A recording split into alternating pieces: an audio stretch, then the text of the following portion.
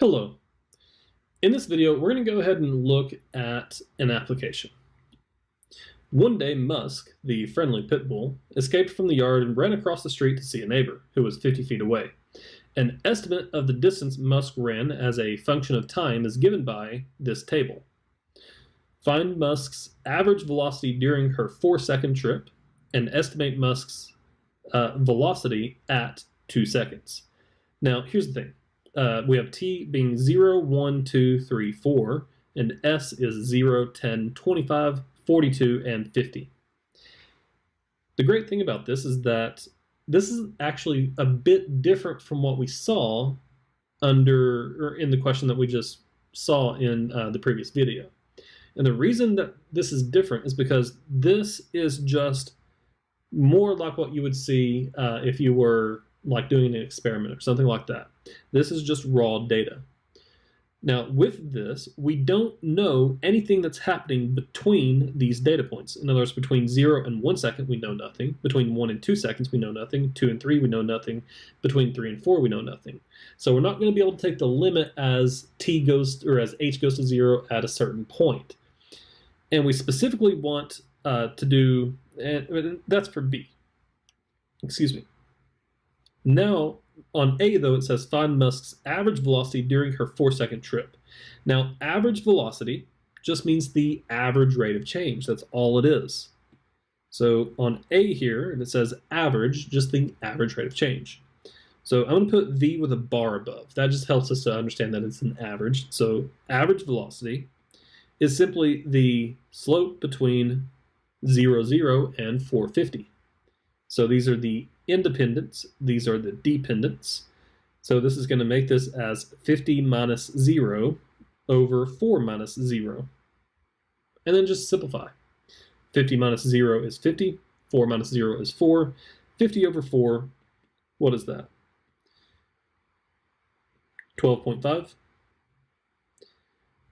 And what are the units? Time is in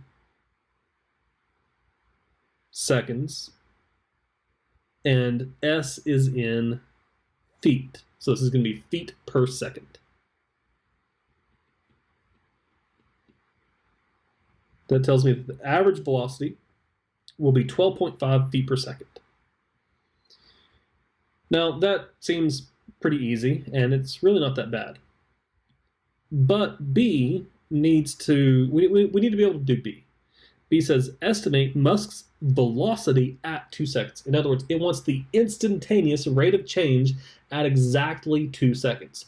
If you ever see just a single time, that wants instantaneous rate of change.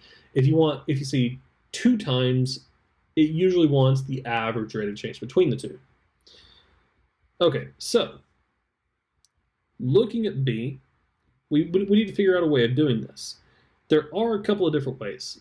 But honestly, the best is, well, maybe not the best, but a decent one, is to just take the average velocity between those two, and then find the average velocity between those two, and then average those two together, and that should give you something that's very similar to the instantaneous rate of change. Now, to do this, on B, we want the average velocity, and I'm going to label this as 1, 2, between 1 second and 2 seconds. That's going to give us 25 minus 10 all over 2 minus 1.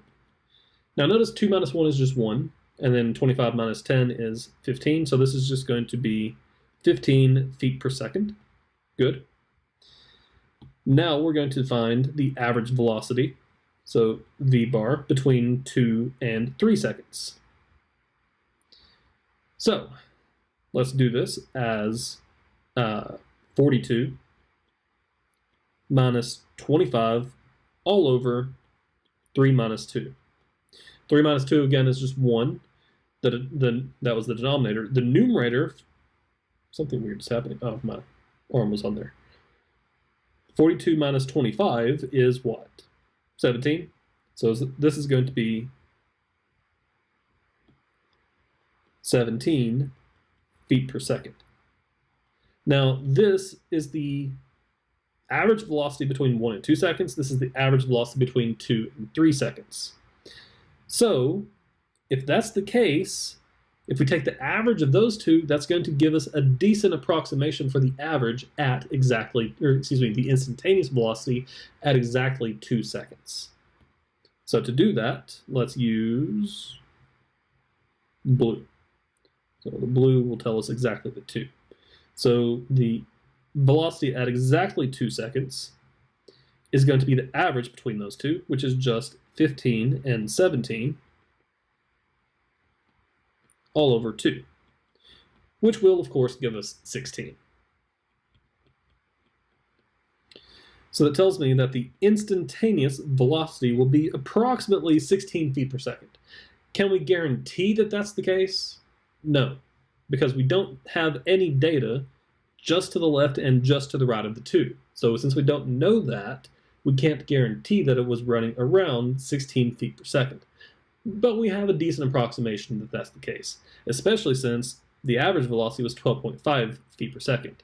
Now, if you notice, between 0 and 1 second, the average velocity, 10 minus 0 is 10, 1 minus 0 is 1, so 10 over 1 is 10. Between 0 and 1 second, it was only 10 feet per second, which is actually pretty slow compared to the average velocity, which means somewhere in here, it had sped up quite a bit.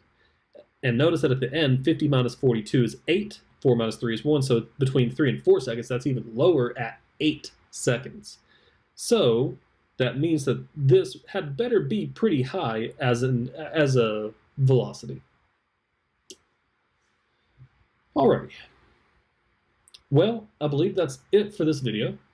I'm going to go ahead and end it here, and I will see you in the next one. Have fun.